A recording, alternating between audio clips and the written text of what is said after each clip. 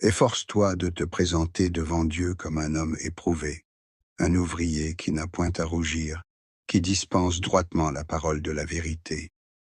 2 Timothée 2,15. Le mot éprouvé dans ce verset se dit « dokimos » en grec. Dans le monde ancien, il n'y avait pas les systèmes bancaires actuels et toute la monnaie était en métal. Ce métal était fondu, versé dans les moules. Après démoulage, il était nécessaire d'enlever les bavures en polissant les pièces. Aussi, de nombreuses personnes les rognaient plus que nécessaire pour faire plus de pièces, avec le surplus de métal et donc plus de bénéfices. En un siècle, plus de 80 lois ont été promulguées à Athènes pour arrêter la pratique du rognage des pièces en circulation.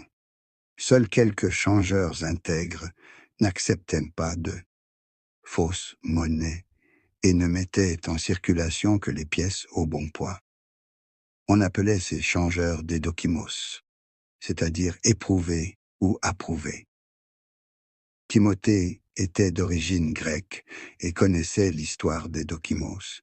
C'est pour cette raison que Paul fait un parallélisme entre les changeurs intègres que doivent être les chrétiens et les fausses doctrines représentées par les fausses monnaies.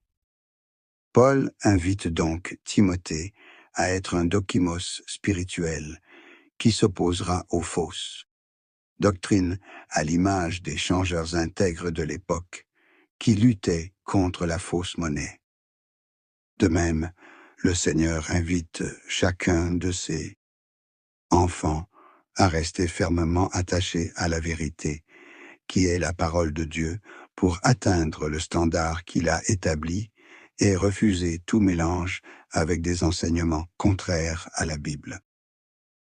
Car nous n'avons pas de puissance contre la vérité, nous n'en avons que pour la vérité. 2 Corinthiens 13:8. Ensemble, soyons des hommes et des femmes éprouvés et approuvés de Dieu. Soyons des dokimos,